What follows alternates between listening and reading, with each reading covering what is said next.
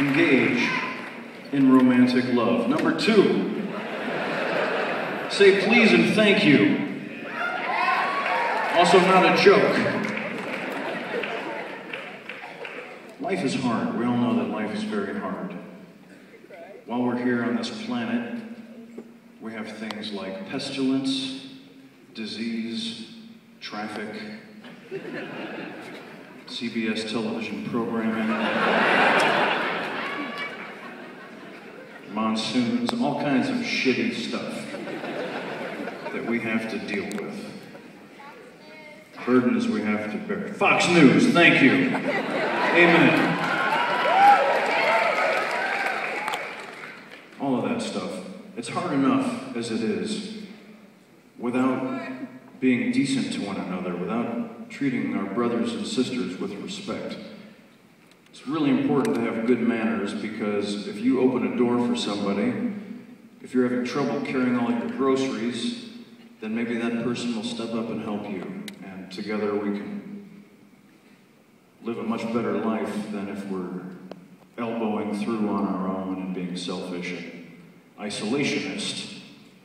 I believe it was Jesus of Nazareth himself who said, "Love thy neighbor as thyself." You guys have crunched the numbers on this again and again, and I can tell you it's a lot more fun to have 8 people with 1 beer each than to have 1 dude with 8 beers. I've done the math. It sounds incongruous, but trust me. And I'm going to talk a little bit about the Bible, as you probably expected. And I want to make something very clear. I have nothing bad to say about the Bible per se. Nor do I have anything bad to say about organized religion. I think that both of those entities have a lot of incredibly good things about them. The Bible is a book of fictional stories that is rife with moral lessons and these great teachings that can teach us how to live with one another and be decent. I think that's great. So do most religious writings, the Quran, the Tao Te Ching, Grimm's fairy tales, Battlestar Galactica, the Redux. All of these great works have lessons which we can draw upon and how to love our brothers and sisters. That's not what I want to talk about. I want to talk about the shitty parts.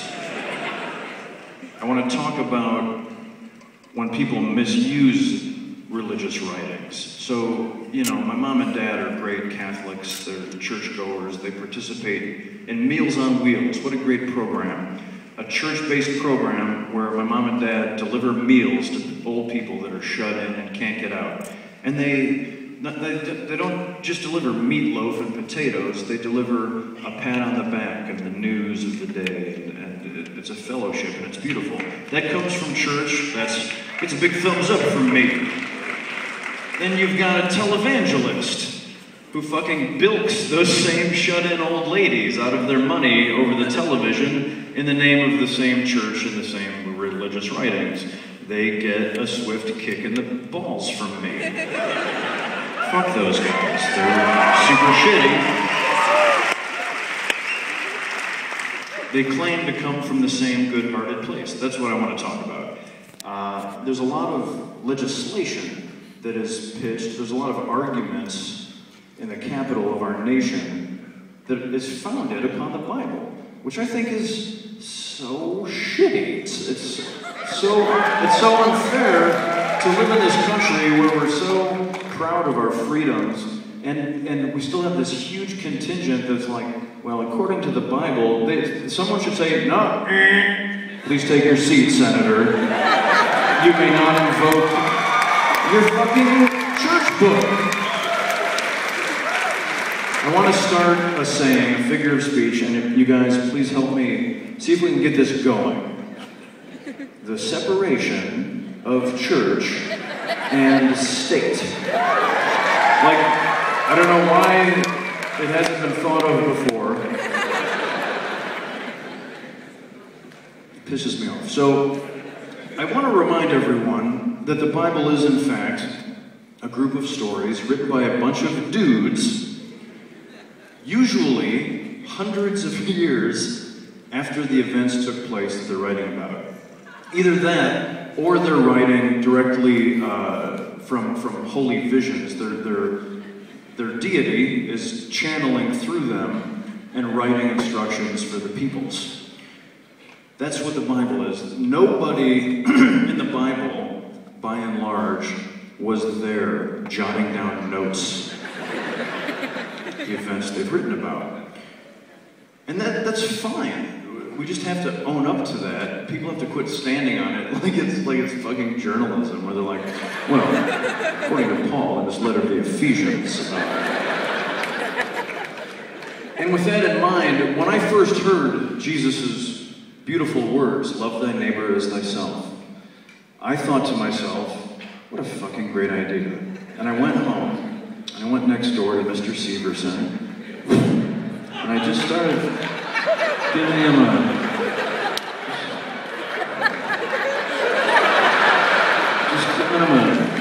a little slow jam, the way I like it.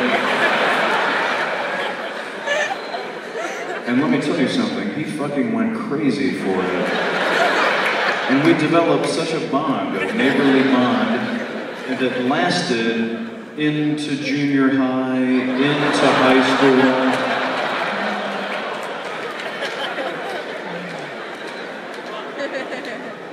And I just want to assert, we don't know that's not what Jesus meant. Everything we get from the Bible is open to interpretation and context. It sure worked out for me and Mr. Severson.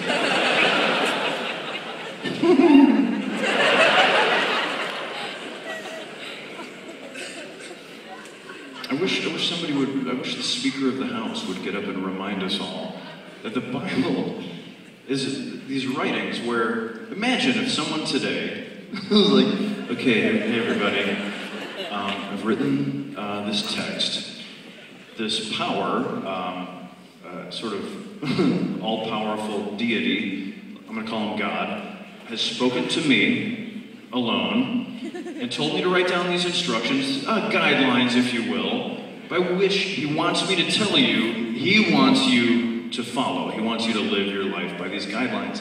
If you don't, here's the thing. There's this place that's down from here, and it's a lake of fire. So I guess it's like a lake of fuel, or I don't know. It burns forever, so maybe it's fed by a spring, but it's this lake of fire. And the part of you, not obviously your body, because you know, obviously when you die that decomposes into organic matter, but the part of you that has feelings and can think, let's call it your ghost. Your ghost like goes down if you don't follow these guidelines to this lake of fire, and apparently your ghost can still sense pain even though your nerve endings are decomposing and feeding worms far above. But your ghost can still feel that the fire is really shitty, and you stay there forever. So he just wants me to tell you that if you don't do what what he said for you to do in these writings. Now, here's the good news. If you do follow these guidelines that he wants you to, you go to this other place that's up from here, and it's obviously not like in the atmosphere or outer space, because we can see all that. But it is up from here, but it's invisible. And if you go there, it's your ghost goes there. It's beautiful. It's really awesome. And like if your mom or your dog died, their ghost will be there, and you'll be reunited with them forever. Can you, first of all, imagine running into your mom's ghost in heaven, and you're like, oh my God, somehow I can recognize it's your ghost, Mom. And you hug, and you're like, oh my God, Mom, I love you. And you're like, so how's Uncle Don? And you've got fucking forever to chill out with your mom. Like, it sounds great for the first few minutes of like, oh my God, Mom, I love you. It's just like I always thought, do they play euchre here? Do we, can you cook me something? How much longer? Oh, forever, okay.